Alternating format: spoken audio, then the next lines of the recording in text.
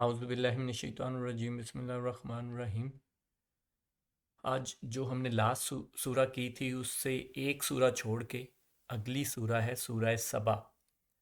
34 number سورہ ہے، 33 number ہم نے چھوڑی ہے اور 34 نمبر ہے یہ سورہ۔ اور اگین ہمارا ٹاپک وہی ہے قیامت کا، اور یہ اصل میں ٹاپک یا یہ والا سلسلہ سٹارٹ اس لیے کیا تھا میں نے کہ جو میں اپنی موسٹ آف ویڈیوز جو ہیں ان میں جو کہتا ہوں کہ جو قرآن پاک کا مین ٹاپک یا مین موضوع جو ہے وہ قیامت کی اور آخرت کا ہے، کہ ایک دن اللہ کے سامنے پیش ہونا ہے اور ہر ایک چیز کا جواب دینا ہے۔ اللہ پاک جگہ جگہ اس سے ہمیں ڈرا رہے ہیں، اس سے ہمیں خبردار کر رہے ہیں کہ یہ ہونا ہے تو اس کی تیاری کرو، ایسے کرو اور ایسے نہ کرو، شرک نہ کرو، برے کام نہ کرو، نیک اعمال کرو، تمہیں جواب دینا ہے اس سب کا، تمہیں جو یہ زندگی اور یہ جو موقع ملا ہے اس کا جواب دینا ہے۔ تو وہ ٹاپک کو میں اصل میں ڈیمونسٹریٹ کر رہا ہوں کہ آپ دیکھیں قرآن پاک کی آلموسٹ آدھی سورہ میں مین ٹاپک ہی آدھی سورہ کا یہی ہے، اسی سے ہی سورہ سٹارٹ ہوتی ہے اور پوری سورہ اسی ٹاپک کو لے کے چلتی ہے۔ بیچ میں اور واقعات کچھ بیان ہوتے ہیں اور وہ بھی اسی کنٹیکسٹ میں ہوتے ہیں کہ دیکھو پہلی قوموں کے ساتھ ایسے ایسے ہوا تو تمہارے ساتھ بھی ہوگا۔ تو وہ ایگزیکٹلی یہ سورہ سبا بھی اسی کنٹیکسٹ میں ایک سورہ ہے کہ سورہ سبا ایک قوم سبا تھی جو کہ حضرت سلیمان علیہ السلام کا وہ واقعہ آپ نے ملکہ سبا کا سنا، تو وہ اسی سورہ میں ہے۔ اس کو ہم دیکھتے ہیں ڈیٹیل سے۔ سورہ نمبر 34 آیت نمبر 1۔ سوری اگین میں وہی کہنا چاہوں گا کہ میں اردو میں ہی پڑھوں گا، آپ ضرور ساتھ میں عربی پڑھیے گا۔ آیت نمبر 1۔ تمام تعریفیں اس اللہ کے لیے سزاور ہیں جس کی ملکیت میں وہ سب کچھ ہے جو آسمانوں اور زمینوں میں ہے، آخرت میں بھی تعریف اسی کے لیے ہے، وہ حکمتوں والا اور خبردار ہے۔ تو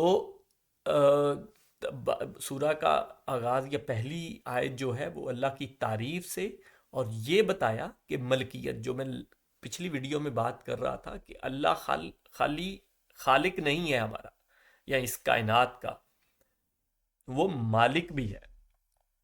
مالک مینز کہ یہ سب کچھ اسی کی ملکیت میں ہے، اسی کے حکم سے سب کچھ چلتا ہے۔ یہ نہیں کہ اللہ پاک نے یہ بنا کے اور اس کو ایسے ہی چھوڑ دی ہے، یا یہ خود بخود ہی سارا ایک ایکو سسٹم بنا ہوا ہے اور یہ سارا ہی آٹو پہ لگا ہوا ہے اور وہ چل رہا ہے، بس ایک نظام بنا دیا اور وہ چل رہا ہے خود بخود۔ نہیں، یہ اس میں یہ اللہ کے حکم سے، اللہ کے اذن سے، ایک ایک چیز اللہ کے علم میں ہے، اللہ کے حکم سے ہے۔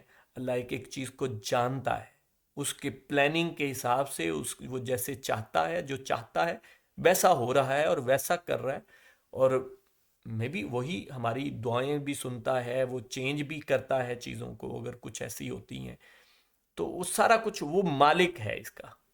تو یہ ایگزیکٹلی وہاں ہی بات آ گئی کہ الحمدللہ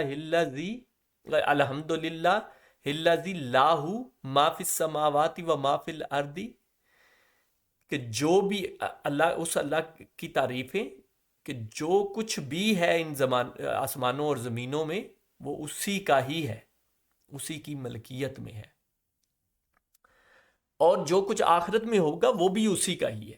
یہاں پہ یہ بھی تو آخرت کی ہی بات آگے بھی تھوڑی ڈیٹیل کے بعد پھر دوبارہ ڈیٹیل سے آخرت کی بات سٹارٹ ہو جائے گی۔ آیت نمبر 2۔ جو زمین میں جائے اور جو اس سے نکلے، جو آسمان سے اترے اور جو چڑھ کر اس میں جائے، وہ سب سے باخبر ہے اور وہ مہربان نہایت بخشش والا ہے۔ کہ جو کچھ بھی ہوتا ہے، جو چینجز ہوتی ہیں، کوئی اوپر جاتا ہے، نیچے آتا ہے، جو کچھ بھی ہے یہ اسی کی خبر میں ہے، وہ اس سے باخبر ہے بالکل، وہ اس سے بے خبر نہیں ہے، اس کو یہ نہیں ہے کہ اس کو خبر ہی نہیں ہے اور یہ سارا کچھ ہو رہا ہے، سب کچھ وہ جانتا ہے۔ آیت نمبر 3۔ کفار کہتے ہیں کہ ہم پر قیامت نہیں آئے گی۔ یہ دیکھیں وہ ٹاپک سٹارٹ ہو گیا ڈیٹیل سے اب، کہ کفار کہتے ہیں ہم پر قیامت نہیں آئے گی، آپ کہہ دیجئے کہ مجھے میرے رب کی قسم جو عالم الغیب ہے کہ وہ یقیناً تم پر آئے گی، اللہ تعالیٰ سے ایک ذرے کے برابر کی چیز بھی پوشیدہ نہیں، نہ آسمانوں میں اور نہ زمین میں بلکہ اس سے بھی چھوٹی اور بڑی چیز کھلی کتاب میں موجود ہے، نہ زمین میں بلکہ اس سے بھی چھوٹی اور بڑی چیز کھلی کتاب میں موجود ہے۔ تو یہ دیکھیں کہ اتنی بڑی قسم اٹھائی جا رہی ہے، یہ نبی پاک صلی اللہ علیہ وسلم اللہ کی قسم اٹھا رہے ہیں کہ وہ یقیناً آئے گی قیامت، اور ہر چیز ذرے سے بھی چھوٹی بھی بڑی بھی کہہ دیا کہ وہ اللہ کو اس کی خبر ہے اور کھلی کتاب میں موجود ہے۔ آیت نمبر 4، تاکہ وہ ایمان والوں اور نیک کاروں کو بھلائی عطا فرمائے، یہی لوگ ہیں جن کے لیے مغفرت اور عزت کی روزی ہے۔ اب یہ جو پیمانہ، یہ جو بات ہے نا، اس آیت کی جو پہلا حصہ ہے، تاکہ وہ ایمان والوں اور نیک کاروں کو بھلائی عطا فرمائے، یہ وجہ ہے کہ قیامت ہونی چاہیے۔ یہ یہاں لاجک بیان کی جا رہی ہے، اور یہ لاجک بہت بڑی لاجک ہے، جو آپ دنیا کے جو ریلیجن پہ، جو اللہ پہ، جو کسی چیز پہ ایمان نہیں رکھتے، ان کو بھی دے سکتے ہیں۔ ان سے آپ یہ کویسچن کر کے پوچھیں، ان سے یقیناً یہ کویسچن کیا کریں کہ کیا یہ بتاؤ کہ اس دنیا میں ایک بندہ ہے جو بہت کچھ کام خراب کرتا ہے اور اس کو وہ بچ بھی جاتا ہے، اس کے پیسے ہوتے ہیں، اس کے پاس سارا کچھ ہوتا ہے، یہ جو ڈان شان ہیں یا بڑا کچھ لوگ کر رہے ہیں، وہ ساری گورنمنٹوں میں انہوں نے اپنے بندے بٹھائے ہوئے ہیں، وہ سارا کچھ کرتے پھر رہے ہیں، لوگوں کے قبضے بھی کرتے ہیں، مارتے بھی ہیں، سب کچھ کرتے ہیں۔ تو ان سے کویسچن کریں کہ یہ جو ایسے کر جائے گا اور ایک بندہ نیک اچھی زندگی گزارتا ہے، کسی کو تکلیف نہیں دیتا بلکہ جتنی ہو سکتا ہے کسی کو سکون، آرام اور آسائش ہی دیتا ہے، تو یہ دونوں برابر، مطلب یہ مٹی میں مل گئے، تو پھر کیا الٹیمیٹلی، مطلب پھر تو سارے ہی جو وہی کرتے جائیں، پھر تو اس دنیا میں انارکی ہونی چاہیے، پھر کسی کو کوئی پوچھنے والا نہیں ہے۔ تو ہم نے قانون کیوں بنائے ہوئے ہیں کہ کوئی زیادتی نہ کرے، کہ ہم نے اپنے اتنے بڑے بڑے قوانین بنائے ہیں، ایک کوئی ورلڈ قوانین بھی ہیں اور پھر اپنے اپنے ملکوں کے بھی ہیں، تو وہ کیوں بنائے ہوئے ہیں؟ پھر تو جو مرضی جو کرے، انارکی پھیلنے دے، پھر تو کسی کو اچھا کام کرنے کی ہمیں کہنا ہی نہیں چاہیے، ترغیب دینی ہی نہیں چاہیے۔ کیوں دیتے ہیں ہم، اگر ان کا پوچھا ہی نہیں جانا اور ان کا حساب ہی نہیں ہونا؟ تو ایگزیکٹلی یہاں پہ اس کا جواب دیا جا رہا ہے کہ قیامت ضرور ہونی ہے، اور اس کی وجہ کیا ہے؟ تاکہ وہ جو ایمان والے ہیں، جنہوں نے نیک اعمال کیے ہیں، جنہوں نے اپنے ہاتھ روک کے رکھے ہیں برے کاموں سے، برے پیسے سے، بری صحبت سے، ہر قسم کی برے کاموں سے، تو ان کو کیا ان کا اجر ملنا نہیں چاہیے؟ ملنا چاہیے یقیناً۔ تو اس لیے قیامت قائم ہوگی۔ آیت نمبر 5، اور ہماری آیتوں کو نیچا دکھانے کی جنہوں نے کوشش کی ہے، یہ وہ لوگ ہیں جن کے لیے بدترین قسم کی دردناک عذاب ہے۔ اب کون آیتوں کو نیچا؟ جو کہ اللہ پاک کی آیتیں جانتے بوجھتے ہوئے، نشانیاں، خالی قرآن پاک کی آیتیں بھی اور دنیا میں بھی جو ان کو آیات نظر آتی ہیں کہ اس سب کا کوئی خالق ہے، کوئی مالک ہے، کوئی چلا رہا ہے، تو ان کو سب کو دیکھ کے بھی جس نے جھٹلایا اور اپنی مرضی کرتے رہے اور یہی کہا کہ کوئی نہیں پوچھا جانا، تو ان کے لیے پھر وہ بدترین عذاب ہے۔ آیت نمبر 6، اور جنہیں علم ہے وہ دیکھ لیں گے کہ جو کچھ ان کی جانب آپ کے رب کی طرف سے نازل ہوا ہے وہ حق ہے، اور اللہ غالب خوبیوں والوں کی راہبری کرتا ہے۔ یہاں پوائنٹ غور کرنے والا، یہاں یہ کہا جا رہا ہے ایمان والوں کا نہیں، علم والوں کا، جن کے پاس علم ہے۔ یہ بات بڑی غور کرنے والی ہے، جو علم والے ہیں، جو لاجک والے ہیں۔ علم کیا ہوتی ہے؟ علم کیا ہوتا ہے؟ لاجک ہی ہوتی ہے نا، کہ روشنی ہوتی ہے، کہ آپ کو نوئنگ، نالج، ٹو نو، تو وہ جن کے پاس ہے۔ یہاں یہ نہیں کہا کہ جن کے دل صاف ہیں، جن کے دل ایمان سے بھرے ہوئے ہیں، یہ تو نہیں کہا۔ یہاں کہا ہے کہ جنہیں علم والے جو ہیں وہ اوپر بھی پڑھ سکتے ہیں، تو جنہیں علم والے ہیں ان کو پتہ ہے کہ یہ حق ہے، ان کو سمجھ آ جائے گی کہ یہ اللہ کی طرف سے یہ اور حق ہے۔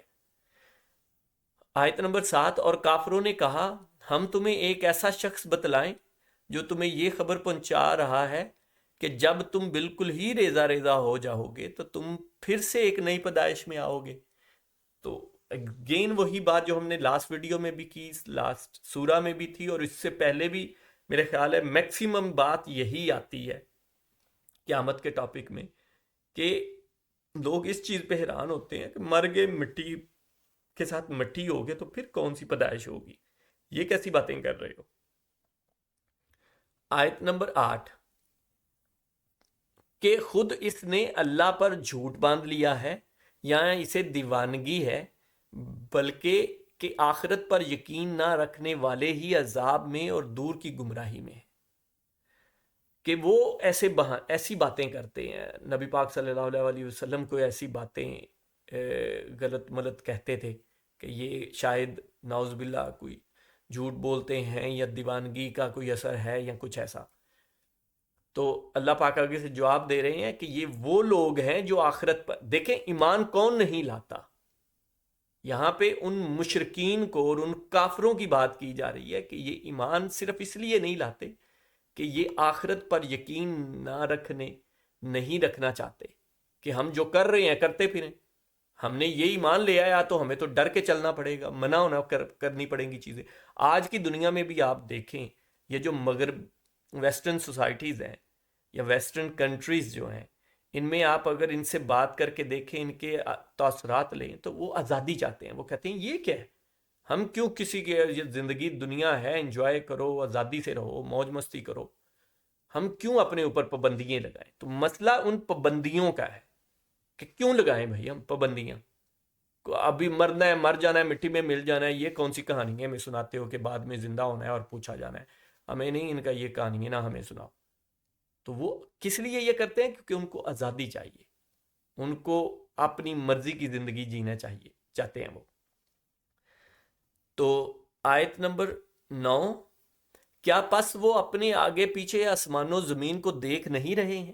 اب یہ دیکھیں، جب میں نے کہا نا کہ قرآن پاک میں نشانیاں، قرآن پاک کی جو آیات ہیں، اور وہ تو ہیں ہی ہیں، جو چلو قرآن پاک کی طرف آتا ہے پڑھتا ہے، لیکن غیر مسلم قرآن پاک کو تو نہیں پڑھتے، تو ان کے لیے کون سی نشانیاں؟ جب اللہ پاک اپنی آیات کی بات کرتا ہے تو وہ آیات نشانیاں باہر بھی تو ہیں نا، وہ یہاں بیان کی جا رہی ہیں۔ یہ زمین اور آسمان، یہ بارش، یہ بادل، یہ درختوں کا اگنا، یہ پودوں کا، یہ مٹی سے ہونا، یہ جانوروں کا، یہ پورا ایک ایکو سسٹم، روشنی کیسے آتی ہے، اس سے زندگی کیسے بنتی ہے، ہواؤں کا کیا کام ہے، ہوا نہ ہوتی تو کیا کیا کام نہیں ہو سکتے تھے، زندگی کا ہونا بہت مشکل ہو جانا تھا اگر خالی ہوائیں نہ ہوتی، پانی نہ ہو تو پانی تو اٹ سیلف زندگی ہے، پانی کے بغیر تو زندگی ہے ہی، تصور ہی نہیں کر سکتے۔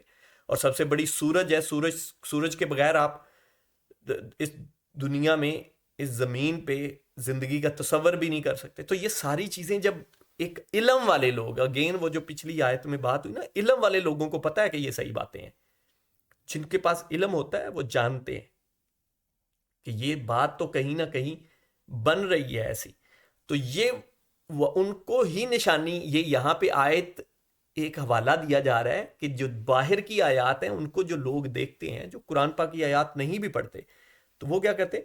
کیا پس وہ اپنے آگے پیچھے آسمان و زمین کو دیکھ نہیں رہے؟ تو ان کو خالی وہی نشانیاں کافی ہیں سمجھنے کے لیے۔ اگر ہم چاہیں تو انہیں زمین میں دھنسا دیں یا ان پر آسمان کے ٹکڑے گرا دیں۔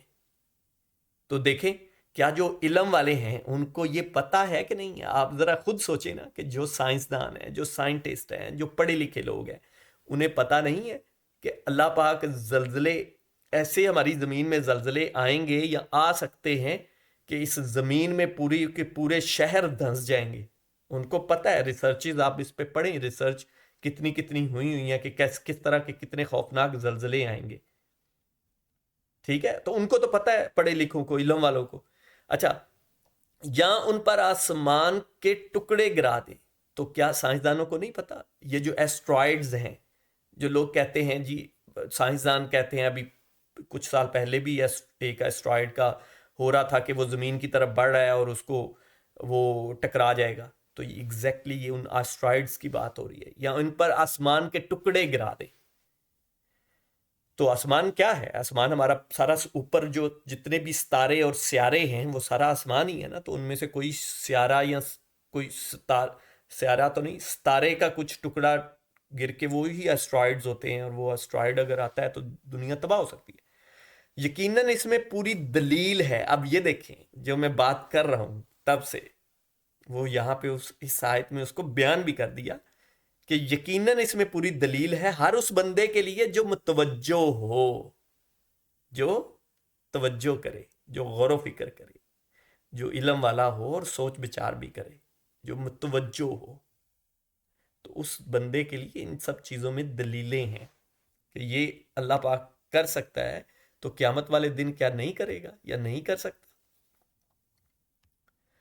سورہ آیت نمبر 10, اور ہم نے داؤد پر اپنا فضل کیا, اے پہاڑوں اس کے ساتھ رغبت سے تسبیح پڑھا کرو, اور پرندوں کو بھی, اور ہم نے اس کے لیے لوہا نرم کر دیا. حضرت داؤد علیہ السلام کا یہاں ذکر 2 آیات ان کی ہیں کہ داؤد پر اپنا فضل کیا, اور اے پہاڑوں اس کے ساتھ رغبت سے تسبیح پڑھا کرو, اور پرندوں کو بھی, اور ہم نے ان کے لیے لوہا نرم کر دیا.